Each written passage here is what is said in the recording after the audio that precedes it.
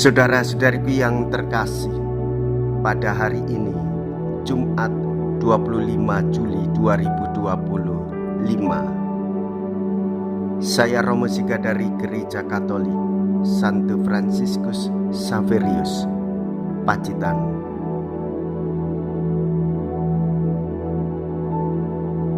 Dalam nama Bapa dan Putra dan Roh Kudus, amin. Kita bersama Bunda Gereja merayakan pesta Santo Yakobus, Rasul. Yakobus ini termasuk 3 tokoh di antara para rasul. Ia menyaksikan pula penampakan di Tabor dan penderitaan Yesus di Taman Zaitun. Wataknya menyebabkan dia menonjol, impulsif, berambisi mendapatkan tempat terhormat di dalam kerajaan. Bersama Yohanes adiknya, ia disebut Putra Guntur. Nama itu menggarisbawahi pribadinya. Yesus berhasil mengarahkan wataknya. Ia menjadi rasul yang aktif dan setia. Dialah martir pertama di antara para rasul. Cawanku akan kamu minum. Mea culpa, mea culpa, mea maxima culpa. Saya berdosa, saya berdosa, saya sungguh berdosa. Semoga Allah yang Maha Kuasa mengasihani kita, mengampuni dosa kita, dan menghantar kita ke hidup yang kekal. Amin. Marilah kita berdoa. Allah Bapa yang Maha Kuasa dan kekal, di antara para rasul, Santo Yakobuslah yang pertama Kau kuduskan sebagai martir.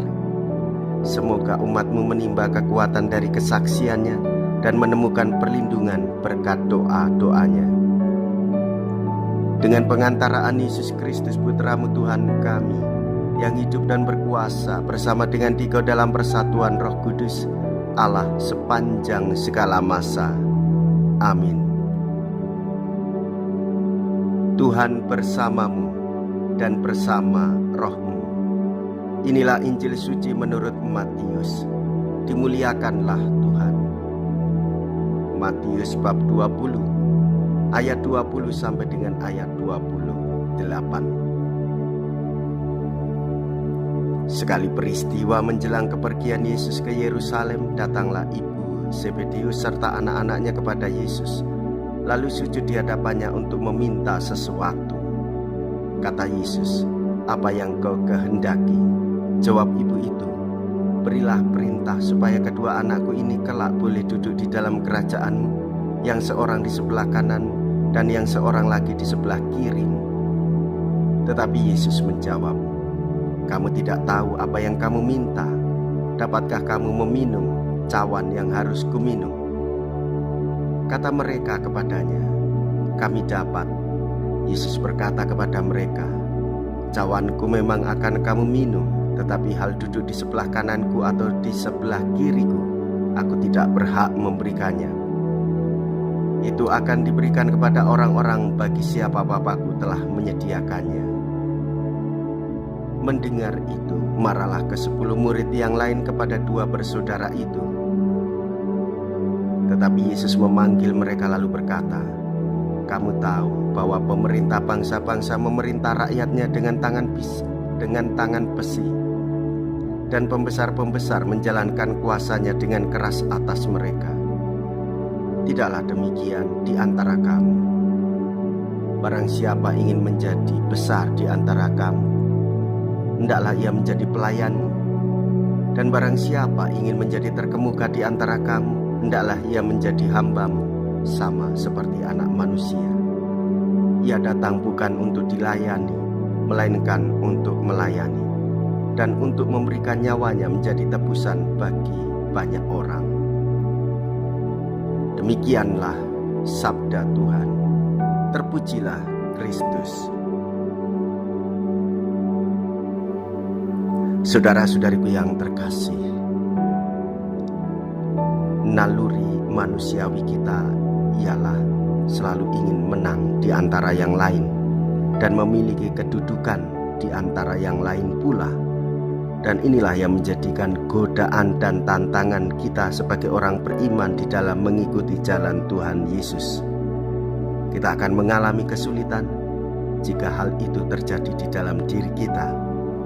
Yesus mengajarkan kepada kita supaya kita melayani sampai melakukan pengorbanan diri demi keselamatan semua orang. Orang yang melayani karena memiliki cinta kasih. Kasih ilahi membawa kita pada keberanian berkorban diri, bukan mengorbankan hidup orang lain demi keselamatan kita sendiri. Saudara-saudari, Ekaristi merupakan kurban Kristus yang kita rayakan demi penebusan banyak orang, penebusan jiwa-jiwa, keselamatan jiwa-jiwa.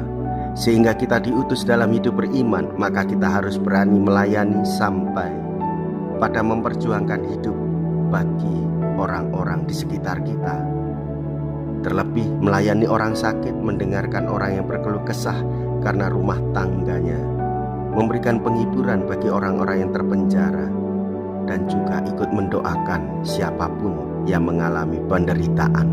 Itulah tugas panggilan hidup kita, melayani orang, bukan untuk dilayani orang. Marilah kita berdoa. Allah Bapa yang Maha Rahim, dengan gembira kami sambut anugerah-Mu. Kami mohon, lindungilah umat-Mu berkat doa Rasul Santo Yakobus, dengan pengantaraan Kristus Tuhan kami. Amin. Tuhan beserta kita, sekarang dan selama-lamanya.